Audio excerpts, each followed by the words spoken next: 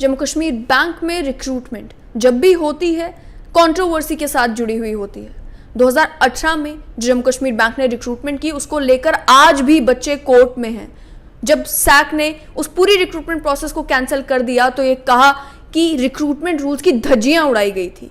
और 2014 में जम्मू कश्मीर बैंक ने जो रिक्रूटमेंट की, आज टीएसएल के माध्यम से खुलासा करेंगे कि क्या कुछ उस 2014 की रिक्रूटमेंट में हुआ था। और ये सारी की सारी प्रोसेस की डिटेल्स जो हैं वो कैग ने अपनी ऑडिट रिपोर्ट में बताई है। 2014 में किस तरीके से अपनी सियासी रोटियां सेकने के लिए बच्चों के करियर को तबाह किया गया, किस तरीके से रूल्स की धज्जियां उड़ाई गई और किन लोगों को जो है वो बैंक में भर्ती किया गया।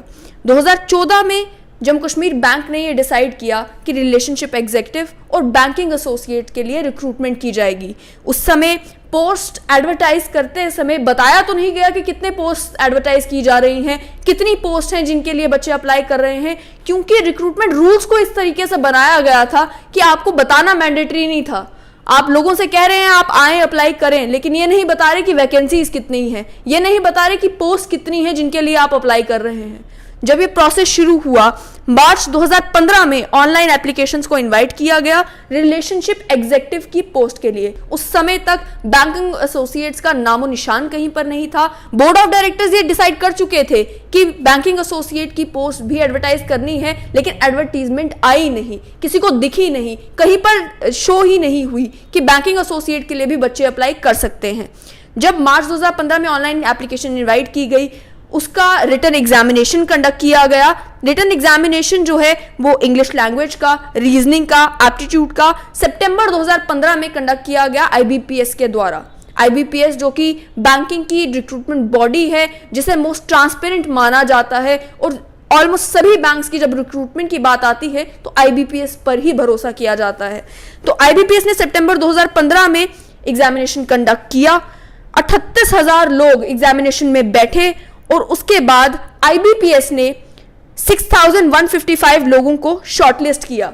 लेकिन जम्मू कश्मीर बैंक का इरादा बदल गया। उन्होंने शॉर्टलिस्ट जो 6,155 लोगों को आईबीपीएस ने शॉर्टलिस्ट किया था, उनका नंबर घटाकर 3,107 कर दिया। और ये जो रिक्रूटमेंट जब एडवर्टाइज की गई थी, ये नहीं बताया गया था कि डिस्ट्रिक्ट वाइज रिक्रूटमेंट होगी, डिवीजन वाइज होगी, क्या फिर मेरिट के बेसिस पर होगी। जनरली तो मेरिट के बेसिस पर ही होती है, लेकिन जम्मू कश्मीर बैंक के चेयरमैन ने बिना बोर्ड ऑफ डायरेक्टर्स को कंसल्ट किए ये फैसला ले लिया कि रिक्रूटमेंट डिस्ट्रिक्ट वाइज होगी। तो जो कैंडिडेट शॉर्टलिस्ट किए गए थे उन्हें भी डिस्ट्रिक्ट वाइज बेसिस पर बांट दिया गया। और डिस्ट्रिक्ट वाइज बेसिस पर इस तरीके से बांटा गया कि 44% जम्मू के बच्चों को कहा गया कि आप शॉर्टलिस्ट हो चुके हैं, 52% कश्मीर के बच्चों को कहा गया कि आप शॉर्टलिस्ट हो चुके हैं और 4% लद्दाख के बच्चों को कहा गया कि आप शॉर्टलिस्ट हो चुके हैं। कैग की ऑडिट रिपोर्ट ये कहती है कि आईबीपीएस ने जो मेरिट लिस्ट बनाई थी, उस मेरिट लिस्ट में 57% सक्सेसफुल कैंडिडेट्स जिन्हें शॉर्टलिस्ट होना था वो जम्मू के थे, वो जम्मू डिवीजन के थे। किस तरीके से जम्मू कश्मीर बैंक ने डिसाइड कर लिया और जम्मू कश्मीर बैंक ने के चेयरमैन ने बिना बोर्ड ऑफ डायरेक्टर्स को कंसल्ट किए ये डिसाइड कर लिया कि नहीं, 57% हो सकता है बच्चे जम्मू के मेरिटोरियस हैं, आ गए हैं लिस्ट में, लेकिन हमने जो डिसाइड करना है, हमने 52% कश्मीर को देना है, 44% जो है वो जम्मू को देना है और 4% लद्दाख को भी दे ही देते हैं। डिस्ट्रिक्ट वाइज रिक्रूटमेंट की कहीं पर बात ना एडवर्टीजमेंट में लिखी थी, ना रिक्रूटमेंट पॉलिसी में लिखी थी, ना रिक्रूटमेंट रूल्स में लिखी थी, लेकिन उसके बावजूद भी शॉर्टलिस्टेड कैंडिडेट्स को डिस्ट्रिक्ट वाइज बेसिस पर, डिवीजन वाइज बेसिस पर बांट दिया गया। उसके बाद, और ये सारा कुछ रिलेशनशिप एग्जीक्यूटिव की रिक्रूटमेंट में हो रहा था। बैंक ने उसके बाद ये सारा फैसला जो है ये लेने के बाद अब प्रोसेस था इंटरव्यू का। जब बात आती है इंटरव्यू की, तो बैंक ने इस फ्रेश क्राइटेरिया के बेसिस पर इंटरव्यूज कंडक्ट किए, यानी कि इस फ्रेश क्राइटेरिया के बेसिस पर जो 3,107 बच्चे शॉर्टलिस्ट हो चुके थे उनका इंटरव्यू कंडक्ट करने की बात की और उन्हें इंटरव्यूज के लिए बुलाया गया।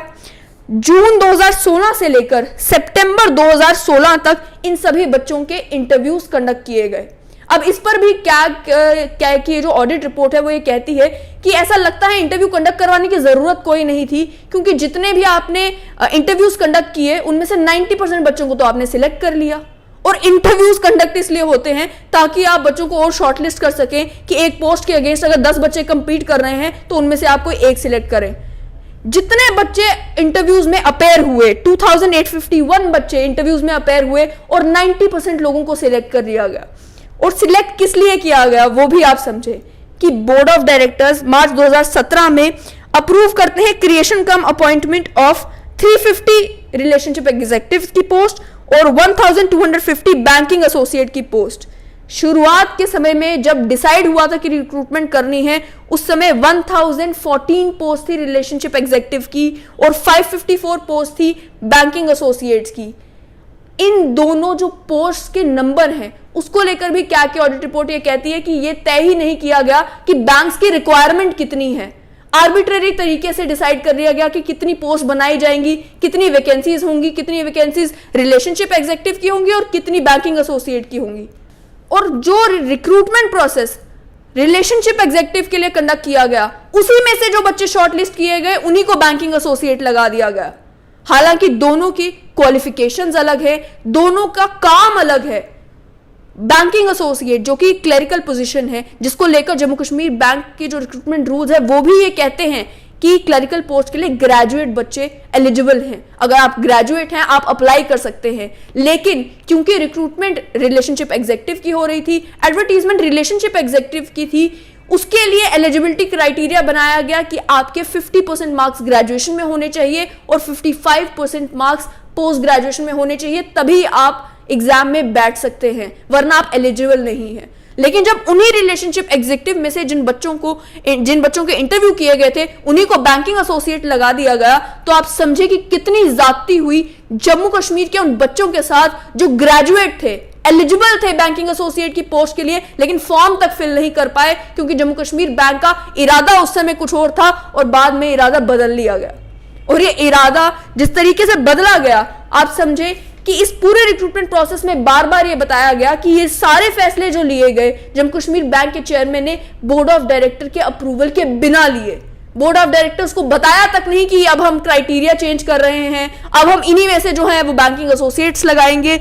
और बोर्ड ऑफ डायरेक्टर्स ने जब ये क्रिएशन देख ली कि अब जो बच्चे हैं उन्हें बैंकिंग एसोसिएट लगा दिया, उसके बाद भी बोर्ड ऑफ डायरेक्टर्स का ये मानना था कि जो बच्चे ज्वाइन नहीं करते, सिलेक्ट हो गए हैं, उन्हें बोल दिया गया है आप बैंकिंग एसोसिएट लग रहे हैं, लेकिन जो बच्चे ज्वाइन नहीं करते आप वेटिंग लिस्ट कोई नहीं रख सकते कि जो बाकी मेरिट लिस्ट में आए होंगे, वेटिंग लिस्ट कोई होगी उसमें से उन बच्चों को लगा देंगे। वेटिंग लिस्ट रखने के लिए नहीं कहा गया था। लेकिन जो बच्चे सिलेक्ट किए गए उनमें से 1250 को ऑफर किया गया कि आप बैंकिंग एसोसिएट लग सकते हैं। 872 ने मार्च 2017 में ज्वाइन किया और बैंक ने ये डिसाइड कर लिया कि बाकी जो कैंडिडेट्स थे जिनके इंटरव्यू कंडक्ट किए गए थे उनमें से 378 और कैंडिडेट्स हैं, उनको हम बोलेंगे आप आ जाइए, आप बैंकिंग एसोसिएट लग जाइए। ये पूरा प्रोसेस जो है वो जम्मू कश्मीर बैंक में हुआ 2014 में, 2014 से लेकर 2017 तक। और आप सभी लोग जानते हैं कि उस समय जम्मू कश्मीर में भारतीय जनता पार्टी और पीडीपी की सरकार थी। उस समय बोर्ड ऑफ डायरेक्टर्स में सरकार का भी एक नुमाइंदा था जिससे किसी ने यह सवाल नहीं पूछा कि जब ये सारी धांधलियां, ये सारा कुछ रिक्रूटमेंट में 2014 में जम्मू कश्मीर बैंक में हो रहा था तो आप कहां थे, तो आपने सवाल खड़े क्यों नहीं किए, तो आपने उस समय इस रिक्रूटमेंट प्रोसेस को रद्द क्यों नहीं किया, तो आपने उस समय जम्मू कश्मीर के आम लोगों के साथ, जम्मू कश्मीर के युवाओं के साथ ज्यादती क्यों की।